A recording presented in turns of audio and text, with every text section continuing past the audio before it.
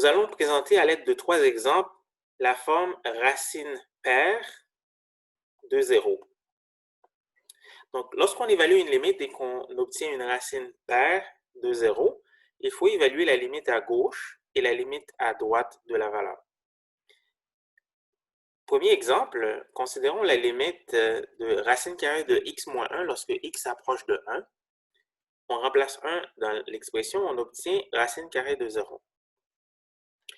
Il faut évaluer la limite à gauche et la limite à droite de 1.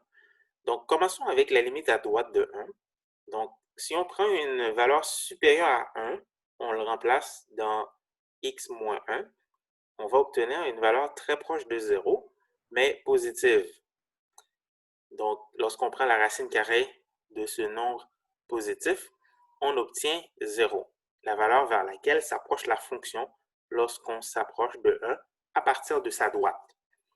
Maintenant, si on prend la limite à gauche de 1, donc on prend une valeur inférieure à 1 moins 1, cela va nous donner une valeur négative, mais très proche de 0, donc 0 moins. La racine carrée d'une valeur négative n'existe pas. Donc, étant donné que la limite à gauche et la limite à droite ne sont pas la même chose, on peut conclure que la limite n'existe pas. Cette fonction est définie seulement sur une partie des nombres réels. Donc, la fonction, graphiquement, est représentée de la façon suivante. Donc, on a 1 ici, puis on va jusqu'à l'infini comme ça. Donc, on peut voir qu'à droite de 1, on s'approche de 0, mais à gauche de 1, il n'y a rien.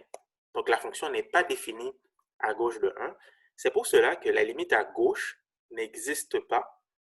Donc, la limite n'existe pas lorsqu'on s'approche de 1. Faisons un autre exemple.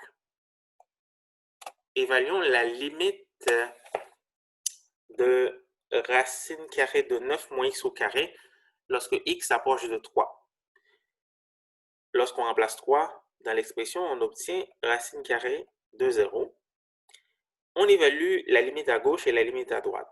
Si on prend la limite à gauche de 3, donc on prend une valeur inférieure à 3, on le met au carré, ça va nous donner une valeur inférieure à 9. 9 moins une valeur inférieure à 9 nous donne une valeur très proche de 0, mais positive. Donc, la racine carrée de 0 plus donne 0. Lorsqu'on évalue la limite à droite de 3, donc on prend une valeur supérieure à 3, on fait 9 moins une valeur supérieure à 3 au carré, ça va nous donner 9 moins une valeur supérieure à 3, donc ça donne 0 moins. Donc, une valeur très proche de 0, mais qui est négative. On ne peut pas prendre la racine carrée d'une valeur négative, donc cette limite-là n'existe pas. Donc, on peut conclure que la limite, lorsque x s'approche de 3, n'existe pas. Faisons un exemple avec la racine quatrième. Donc, on veut évaluer la limite de la racine quatrième de x exposant 3 moins 8 lorsque x s'approche de 2. On obtient racine quatrième de 0. Donc, étant donné qu'on a la racine paire de 0, on doit évaluer la limite à gauche et la limite à droite. Lorsqu'on évalue la limite à gauche de 2, donc si on prend une valeur inférieure à 2 au cube, on va obtenir une valeur inférieure à 8. Lorsqu'on fait moins 8, on va obtenir un nombre très proche de 0, mais qui est négatif. Lorsqu'on prend la racine carrée de ce nombre négatif, on sait que la racine carrée n'existe pas.